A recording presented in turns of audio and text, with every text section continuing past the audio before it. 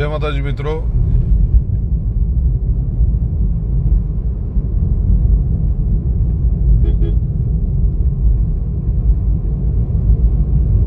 બધા લાઈવમાં જોડાય એટલે આપણે થોડી વાત કરવી છે.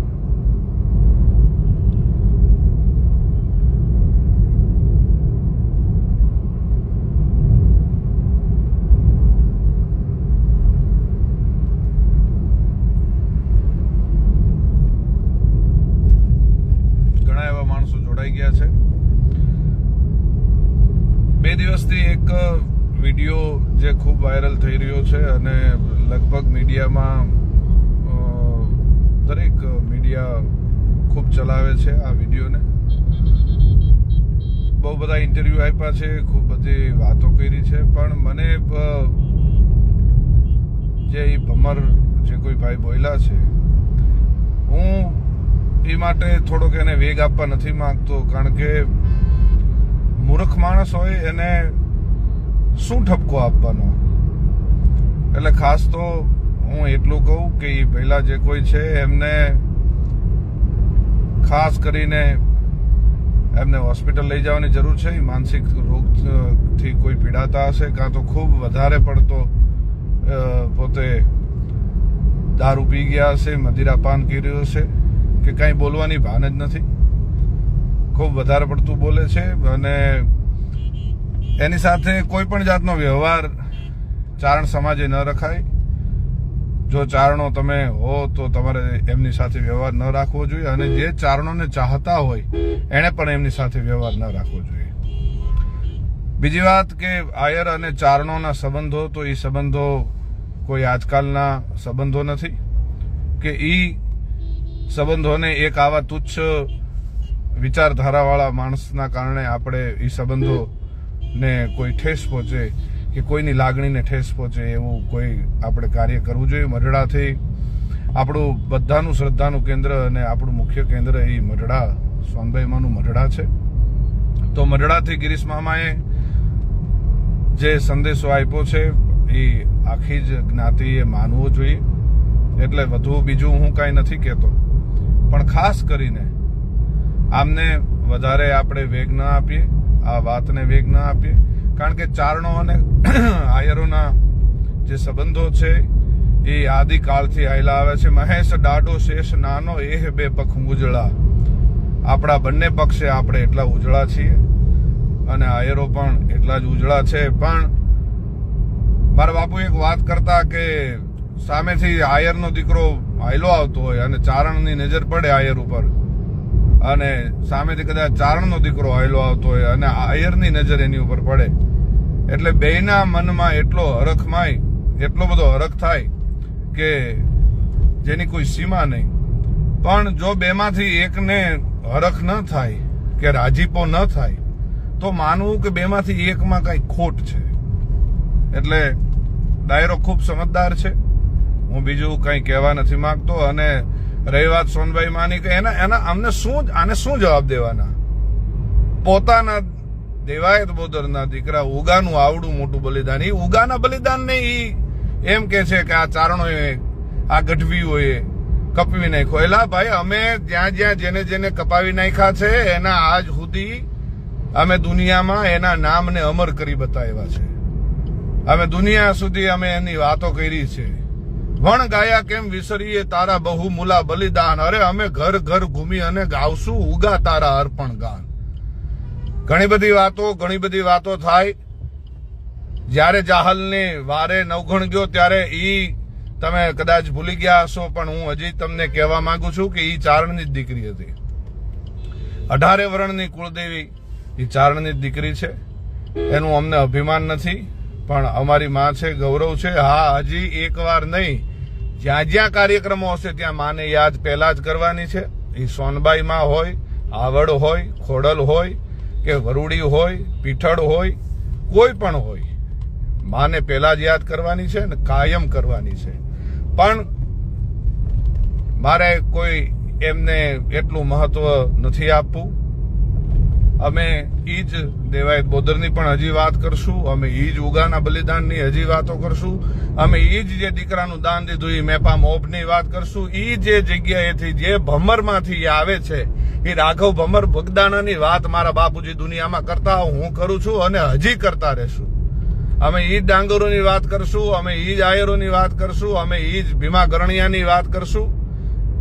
અમારે જે વાતો કરવી છે અમે કરશું. તમારી જેવા તુચ્છ વિચારધારા વાળા માણસો એ આવું સ્ટેટમેન્ટ આપે અને બોલે, મને વાત એક ઈ વાતની મને દુઃખ ઈ વાતનું છે કે આટલો મોટો આયર સમાજ ત્યાં બિરાજતો હતો તો કોઈએ એનું માઇક ન ખેંચી લીધું.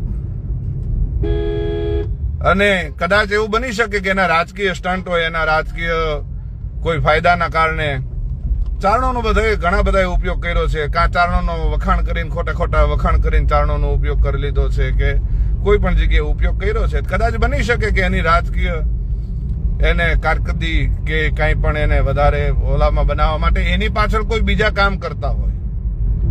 ઠીક છે, એ વાતમાં નથી જાઉં, રાજકારણ મારો વિષય નથી.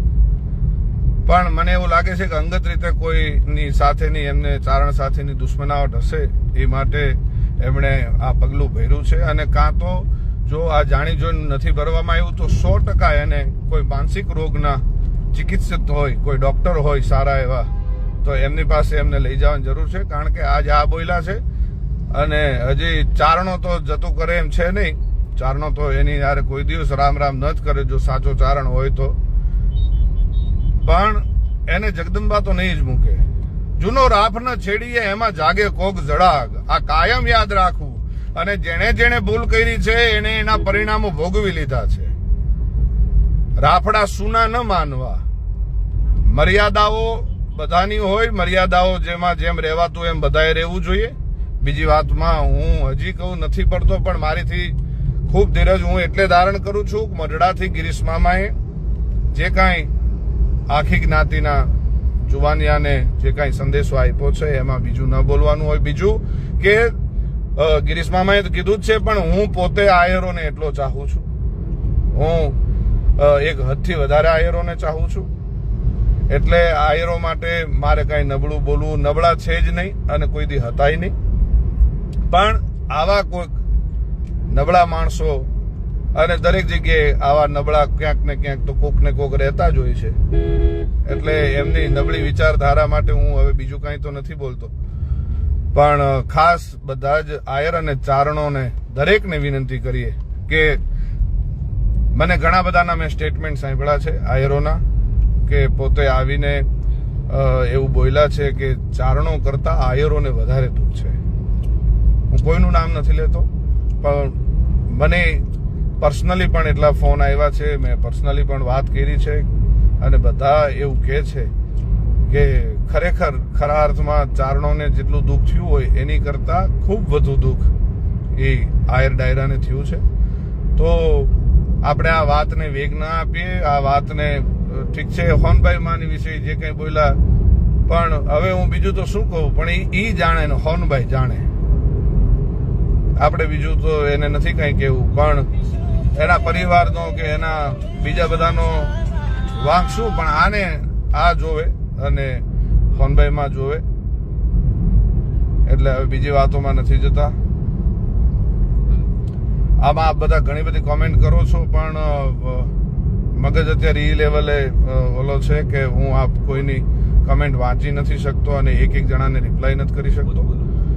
ઘણી બધી જગ્યાએ મેં ગઈકાલે પણ હું ઘણી બધી ન્યૂઝ ચેનલમાં મેં ફોન દ્વારા અને રૂબરૂ મેં ઇન્ટરવ્યુ આપ્યા છે. આની ઉપર હું બોલ્યો છું. એટલે ખાસ આયરોને, ચારણોને ખાસ વિનંતી કરું છું કે આવા તુચ્છ વિચારધારાવાળા માણસને વેગ ન આપો. એની વાતનું કોઈ એકબીજા માથું ન લગાડો. બસ એટલો કરો, એનો બહિષ્કાર કરો. એને એટલું કરો કે ભાઈ એને આપણે ચારણો અને જે આયરો ચારણોને ખૂબ વાલ કરતા હોય, ખૂબ પ્રેમ કરતા હોય, ખૂબ લાગણી ધરાવતા હોય, એ પણ એની સાથે સંબંધ ન રાખે. અને બીજી કોઈ કાયદાકીય જે કંઈ સજા થતી હશે એ મારા ચારણો જે વડીલો કે આયરો જે મારા વડીલો છે એ જોશે. એ બધું જ એ લોકો કરશે. હું કાયદાનો પણ માણસ નથી. પણ એ લોકો બધું જ એની રીતે કરશે. પણ આ બધા મારા ભાઈઓને, મારા મિત્રોને, બધાને હું ખાસ એક જ વિનંતી કરું કે આને વધુ આપણે વેગ ન આપીએ અને શાંતિથી આપણે સૌ કાયમ એક હતા અને હજી આપણે હજારો વર્ષ સુધી એક રહેવાનું છે. કારણ કે આજકાલના સંબંધો નથી. આજકાલના સંબંધો હોય તોય તે આપણે કોઈ જલ્દીથી કોઈ ડિસિઝન લઈ લઈએ એ બરોબર ગણાય, પણ આ હવે આજકાલના સંબંધો નથી. આવું બોલવાવાળા બોયલા રાખે.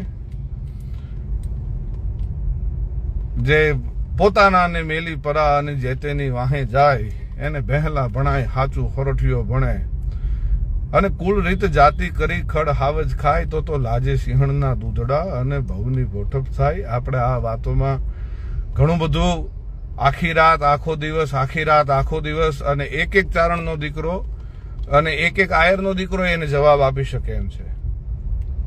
એટલે અને એમને ક્યાં એને વાણીનો વિવેક જ નથી. તમે જુઓ તો ખરા, એને વાણીનો વિવેક છે?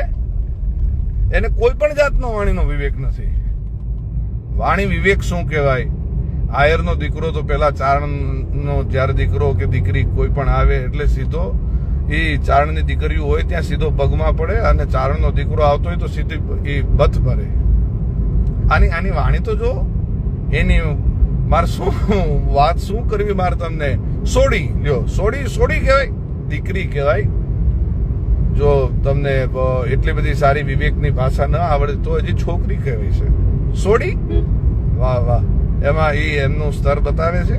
એના સ્તરથી આપણે એની કોઈ પણ જાતની આપણી સાથે એની કોઈ તુલના થઈ શકે એમ જ નથી કે આપણે આ વાતને ધ્યાનમાં જ નહોતી લેવાની.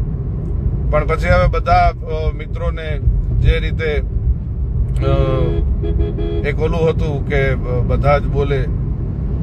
હું 2 દિવસથી એટલે આમાં નહોતો આવતો કે ગિરીશ મામાએ ના પાડી હતી, પણ પછી હવે મને એવું થયું કે ના, મારે આવવું જ પડશે. અને ગિરીશ મામાની હું પરમિશન લઈને પછી આ વિડીયો બનાવું છું. આવા ઘણા બધા કોમેન્ટ કરે છે, ઘણી બધી કરે છે, પણ આપણે બધા જ મર્યાદામાં રહીને એમની વિશે જે કાંઈ હશે એ બોલશું. જો આપણે બેફામ બોલશું અને આપણે બેફામ થશું તો આપણામાં ને એનામાં ફેર શું છે? એટલે આપણે એને મૂકી દો. આપણે એની પાસે માફી નથી મગાવી અને આપણે એની સાથે કોઈ વ્યવહાર જ નથી રાખવો. અને આ એક નવું નીકળ્યું છે, આ બધું બંધ કરી દો. માફી માંગાવો, માફીનો વિડીયો નથી કાંઈ કરવું. પેલા ભૂલ જાણી જોઈને ભૂલ કરે અને પછી માફી મગાવવાની, પાછી માફી માંગી લે મારીથી ભૂલ થઈ ગઈ ને મારીથી આ થઈ ગયું. ના, કોઈ વસ્તુ નહીં. ઈ જાણે ને હોનબાઈ જાણે ને મોગલ જાણે. ત્યાં તળાજામાં કાકબાઈ બેઠી છે, કાકબાઈ એને જાણે, કાકબાઈ એને ઈ જોશે. આપણે સૌ જે આયરો અને ચારણોનો જે પ્રેમ છે એ અવિરત રહે. ક્યારે પણ આપણા આયર અને ચારણ ડાયરામાં કોઈ પણ જાતના પ્રેમની કે લાગણીઓ જે આપણી એકબીજા પ્રત્યેની છે એમાં કોઈ ખોટ ન પડે અને કોઈની મીઠી નજર પણ ન લાગે, એનું ખાસ આપણે ધ્યાન રાખીએ. સૌ મારા ભાઈઓને અને જે કોઈ ચારણોને ચાહવા વાળા છે એ 18 વરણ આ અત્યારે વિષય ઉપર બધાને ખૂબ દુઃખ થયું છે. એમાં મારા બારાડી ડાયરો, મારો ચારણોના ભાઈઓ બધા હોય, ત્યાં આયરો હોય, તે બારાડીથી લઈને આમ તમે આખા સૌરાષ્ટ્રમાં તમે આવો ત્યાં તળાજા તાલુકાના ચારણોના ગામ છે, મહુવા તાલુકાના છે, અમરેલી જિલ્લાના છે, ભાવનગર જિલ્લાના છે, કે જ્યાં તમે આવો. કચ્છમાંથી મને એટલા ફોન આવ્યા છે, કચ્છના મારા ભાઈઓનો ઘણો બધાનો. મને જેટલા ચારણોના ફોન આવ્યા છે એટલા ને એટલા મને આયરોના પણ ફોન આવ્યા છે કે બધાને દુઃખ થયું છે. એટલે આપણે ભાવનગર જિલ્લાના, ભાવનગર તાલુકાના, સિહોર તાલુકાના આયરોના જ્યાં ગામ છે ત્યાંથી મને ફોન આવ્યા છે.